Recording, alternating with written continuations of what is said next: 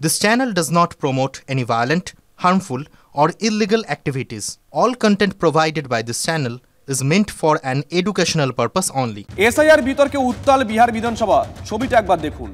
অধিবেশন শুরুর পরেই বিরোধীরা রীতিমতন হট্টগোল শুরু করে দেয়। ওয়েলে নেমে তারা স্লোগান দেয়। তেজস্বী যাদব এসআইআর নিয়ে বিশেষ বিতর্কের দাবি জানান। হট্টগোল ধাক্কাধাক্কিতে আহত হন একজন মার্শাল। আগামীকাল পর্যন্ত মুলতুবি হয়ে যায় অধিবেশন। অন্যদিকে বিহারে ভোটার তালিকা পরিমার্জন নিয়ে সংসদ চত্বরে বিক্ষোভ দেখান বিরোধীরা। রাহুল গান্ধীকে দেখতে পাচ্ছেন আপনারা। নির্বাচন কমিশনের বিরুদ্ধে এক কাট্টা সরব হয়েছে বিরোধী রাজনৈতিক দলগুলো। সংসদ চত্বরে প্ল্যাকার্ড হাতে স্লোগান দেয় তারা। নির্বাচন কমিশনকে হাতিয়ার করে ভোট চুরির চেষ্টা বিজেপির, অভিযোগ বিরোধীদের।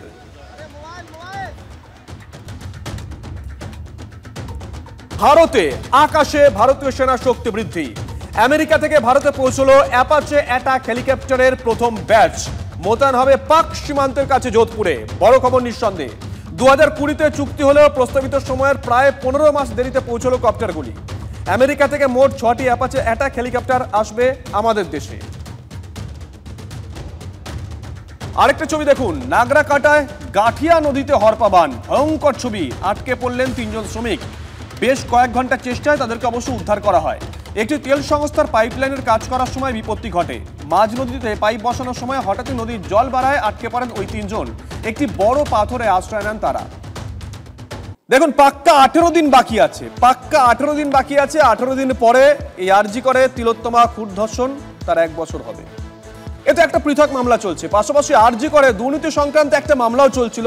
সেই মামলা সংক্রান্ত একটা বড় খবর। আরজি করে আর্থিক দুর্নীতি মামলায় ফের আদালতের তিরস্কারের মুখে সিবিআই। কেন, কি জানতে চেয়েছে আদালত, কিভাবে তিরস্কার করেছে, ডিটেল নেব সুজয়।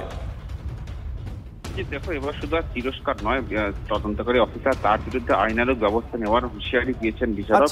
কারণ আজকে আর্যিকর আর্থিক দুর্নীতির মামলায় সাক্ষ্য গ্রহণ পর্ব এবং সাক্ষ্য দেওয়ার জন্য যিনি সাক্ষ্য গ্রহণ করা হবে সেও আজকে আদালতে উপস্থিত ছিল। কিন্তু মামলা শুনানির শুরুতেই সিবিআইয়ের তরফ থেকে আপত্তি জানানো হয় এবং সাক্ষ্য গ্রহণ পেছানোর জন্য বলা হয়।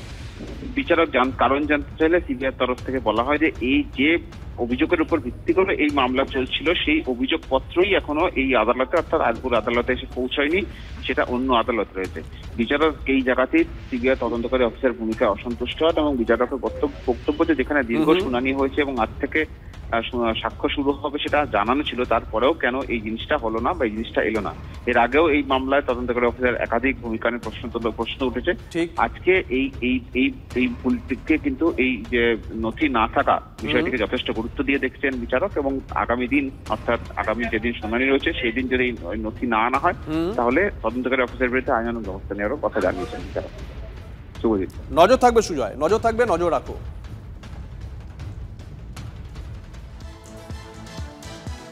প্রতি বছর নিয়ম করে বর্ষা আসে আর বর্ষা এলেই জলে ভেসে যায় ঘাটাল। যারা ঘাটালে থাকেন রিলেট করতে পারবেন এই কথার সঙ্গে।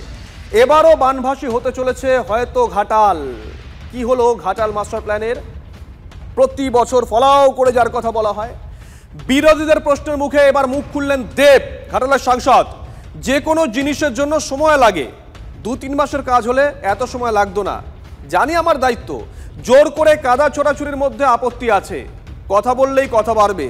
যারা ভোট দিয়েছে তারা জানে কি কাজ করেছি, তারা জানলেই যথেষ্ট, মন্তব্য করেছেন ঘাটালের সাংসদ অভিনেতা দেব।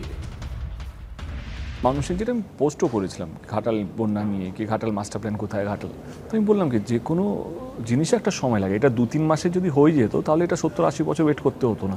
তো এটা 2-3 মাসের প্রজেক্ট, 2-3 মাসের। এটা বড় প্রজেক্ট বলেই এতটা সময় লেগেছে। এবং এটাও সত্যি কি আমি তো ঘাটালে প্রথম এমপি নয়, আমার থেকে বড় বড় নেতারা এখানে এমপি হয়েছেন। গুরুদাস গুপ্ত তিনি এখানকার এমপি 7 টাইম এমপি ছিলেন। তো যদি এত সহজ হতো তো এটা অনেক আগে হয়ে যেত। সে আমি রাজনীতি ছিলাম, তবুও তো আমি রাজনীতি যারা করেছে তার থেকে বেশি কাজ করছি। তো আমি জানি আমার দায়িত্ব, বাট যে কোনো জিনিস না, যে কোনো জায়গায় সমালোচনা হবে, আর সেটা থাকা ভালো, আমার তাতে কোনো আপত্তি নেই। কিন্তু জোর করে কাদা ছোড়াছুড়ির মধ্যে আপত্তি আছে। সেজন্য আমি কারোর উপরে কাদা ছুড়ি না, কেউ কিছু বলি না, কারণ বললেই কথা বাড়বে, আর কথা বাড়িয়ে কথার কোনো শেষ নেই। কাজ করো, কাজ করে যারা যারা যারা তোমাকে ভোট দিয়েছে, যারা তোমার এরিয়া, তারা জানে তুমি কাজ করছো কি করছো না, তারা জানলেই আমার জন্য যথেষ্ট। দেবের এই কথা শোনার পর অনেকেই বলছেন, যারা রাজনীতি নিয়ে চর্চা করেন, যে দেব বোধহয় এখন একেবারে পাক্কা পলিটিশিয়ান হয়ে উঠেছে, কৌশলে এই মন্তব্যটা করলেন। যাই হোক, এ নিয়েও চর্চা হয়তো আগামী দিনে হবে, হয়তো আগামীকালই হবে। তবে আরো একটা বড় খবর জানি, আগামী কয়েক মাস হয়তো কাটাছেঁড়া হতে পারে। মুখ্য নির্বাচনী আধিকারিকের দপ্তরকে স্বতন্ত্র করার নির্দেশ, নবান্নে চিঠি পাঠিয়েছে নির্বাচন কমিশন। বড় খবর আজকের। বর্তমানে রাজ্যের স্বরাষ্ট্র দপ্তরের অধীনে রয়েছে সিইও দপ্তর। 26-এর ভোটের আগে সিইও দপ্তরকে স্বতন্ত্র করার নির্দেশ জাতীয় নির্বাচন কমিশনের। নির্দেশ কার্যকর হলে স্বাধীন দপ্তর হিসেবে কাজ করবে সিইওর দপ্তর। একেবারে নির্দেশ দেওয়া হয়েছে, শূন্য পদে দ্রুত নিয়োগ করতে হবে বলা আছে ওই চিঠিতে। আর্থিকভাবে নির্ভরতা কমলে কাজে আরও গতি আসবে, এমনটাই কমিশন সূত্রে খবর। এর ফলে বিশেষ সমীক্ষার কাজ স্বাধীনভাবে করতে পারবে কমিশন, বলছে সূত্র। নির্বাচন কমিশনকে ব্যবহার করে যাই করুন না কেন, 250-র বেশি আসন নিয়ে মমতা বন্দ্যোপাধ্যায় চতুর্থবারের জন্য মুখ্যমন্ত্রী হবেন এবং জাতীয় নির্বাচনকে সামনে রেখে যত জল ঘোলা ওরা করুক, বাংলা সিদ্ধান্ত নিয়ে রেখেছে যে বাংলা বিরোধী বিজেপির কোনো ঠাঁই নেই এবার বাংলার মাটিতে। কেন্দ্রীয় নির্বাচন কমিশন একটি স্বচ্ছ ভোটার তালিকার মধ্যে দিয়ে মানুষকে স্বতঃস্ফূর্তভাবে ভোট দানে অংশগ্রহণ করানোর জন্য যা যা করার সেটা করবেন। মুখ্যমন্ত্রীর সম্পর্কে তৃণমূল কংগ্রেস আগে বলতো তিনি সততার প্রতীক, তাহলে যিনি সততার প্রতীক তিনি স্বচ্ছতার প্রতীকও হবেন। বাংলা যখন এগিয়ে, বাংলার যখন এত সাফল্য, 3 গুণ যখন সেখানে কৃষকের রোজগার, এবং নির্বাচনে এত আতঙ্কের কি আছে? আচ্ছা, মাঝে মধ্যে এই ভুয়ো জব কার্ড নিয়ে কথা হয় না? ভুয়ো জব কার্ড বাতিলে দেশের শীর্ষে কোন রাজ্যে জানেন? দেশের শীর্ষে রয়েছে যোগী আদিত্যনাথের রাজ্য উত্তরপ্রদেশ। তালিকার নিচের দিকে নাম রয়েছে এ রাজ্য পশ্চিমবঙ্গের। গত 3টি অর্থবর্ষে দেশের কোন রাজ্যে 100 দিনের কাজ প্রকল্পে কত ভুয়ো জব কার্ড বাতিল হয়েছে? দুর্নীতির অভিযোগে রাজ্যওয়ারি গ্রেপ্তারের সংখ্যাই বা কত? লোকসভায় প্রশ্ন করেছিলেন তৃণমূল সাংসদ মালা রায়। মঙ্গলবার কেন্দ্রের পঞ্চায়েত ও গ্রামোন্নয়ন মন্ত্রক লিখিত জবাব দিয়েছে। কেন্দ্রের পরিসংখ্যান অনুযায়ী, ভালো করে শুনবেন, কেন্দ্রের পরিসংখ্যান অনুযায়ী গত 3 বছরে উত্তরপ্রদেশে বাতিল হয়েছে 4.5 লক্ষের বেশি ভুয়ো জব কার্ড। বিহারে বাতিল হয়েছে 1 লক্ষেরও বেশি ভুয়ো জব কার্ড। পশ্চিমবঙ্গে বাতিল হয়েছে 6000-এর কাছাকাছি জব কার্ড। 2022-23 অর্থবর্ষ থেকেই বাংলায় 100 দিনের কাজের টাকা বন্ধ রেখেছে কেন্দ্র। তৃণমূলের প্রশ্ন, অন্য রাজ্যেও ভুয়ো জব কার্ড ছিল, বাংলার চেয়ে তা বহুগুণ বেশি। তাহলে সেই রাজ্যে বরাদ্দ বন্ধ না হলে বাংলায় কেন বন্ধ রাখা হয়েছে? বিজেপির বিরুদ্ধে রাজনৈতিক ষড়যন্ত্রের অভিযোগ তৃণমূলের। ভুয়ো জব কার্ডের তথ্য দিলেও কোন রাজ্যে কত গ্রেপ্তার সেই পরিসংখ্যান কেন্দ্রের তরফ থেকে এখনো পর্যন্ত দেওয়া হয়নি। 24-25 আর্থিক বছরে পশ্চিমবঙ্গে মাত্র দুটি ভুয়ো জব কার্ড আইডেন্টিফাই হয়েছে এবং ডিলিট হয়েছে, যেখানে উত্তরপ্রদেশে 3421টা অনিয়ম থাকা সত্ত্বেও সেখানে টাকা দিচ্ছে, আর বাংলায় জেনুইনিটি থাকা সত্ত্বেও, ট্রান্সপারেন্সি টাকা সত্ত্বেও তারা টাকা আটকে দিচ্ছে। হাইকোর্ট বলেছে বাংলাকে এই বকেয়া টাকাটা দিতে হবে, সেখানে বলছে আমরা বিবেচনা করে দেখছি।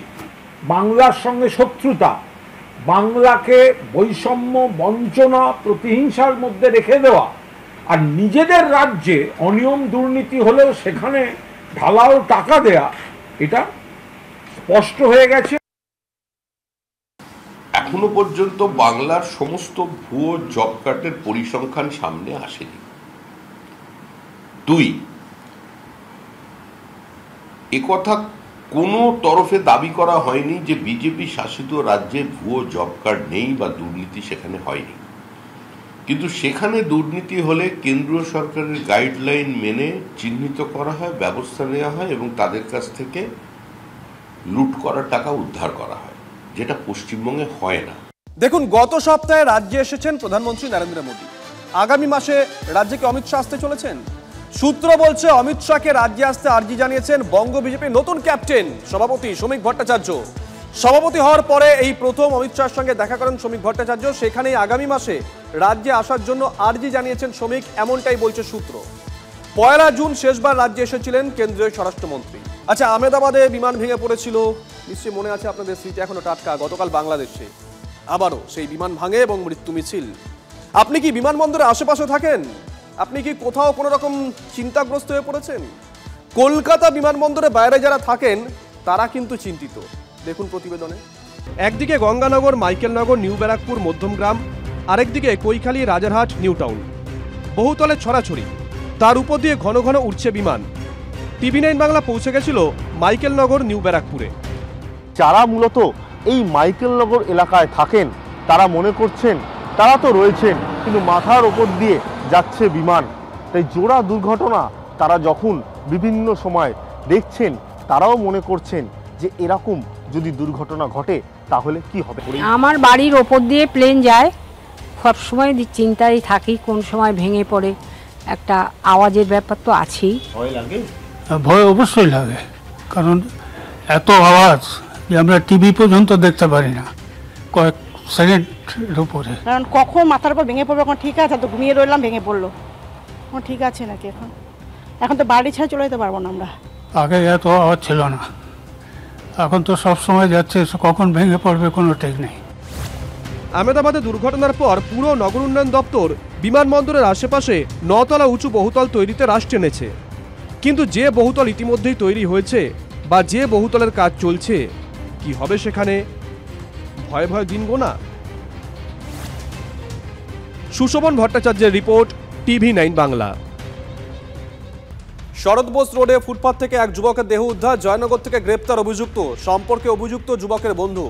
ময়না তদন্তে প্রাথমিক অনুসন্ধান, যুবকের হাত ভাঙা ছিল, ভারী বস্তু দিয়ে মাথা ও কানের মাঝে সজোরে আঘাত করা হয়, যার জেরে মৃত্যু। ঘটনাস্থলে পাথর দিয়ে আঘাত করতে দেখা গেছে অভিযুক্তকে। খবর পুলিশ সূত্রে। খুনে ব্যবহার করা পাথর বাজেয়াপ্ত করেছে পুলিশ, কিন্তু কি কারণে খুন জানতে অভিযুক্তকে জিজ্ঞাসাবাদ করছে পুলিশ। AI প্রযুক্তি ব্যবহার করে 27 লক্ষ টাকার প্রতারণা, উত্তরপ্রদেশে বারেলির দুষ্কৃতীকে নয়ডা থেকে গ্রেপ্তার করলো হুগলি গ্রামীণ পুলিশ। অভিযোগ পেয়ে তদন্তে নামে পুলিশ জানতে পারে 4টি অ্যাকাউন্ট ব্যবহার করা হয়েছে, যার মধ্যে একটি অ্যাকাউন্ট থেকে উত্তরপ্রদেশে বারেলির একটি সোনার দোকান থেকে গয়না কেনা হয়েছে। সেই দোকানে পৌঁছে যায় পুলিশ, সিসিটিভি ফুটেজ সংগ্রহ করে, অপরাধীর তথ্য সংগ্রহ করে এবং তারপরে অপরাধীর মোবাইল লোকেশন ট্র্যাক করে নয়ডা মেট্রো স্টেশন থেকে তাকে গ্রেপ্তার করে।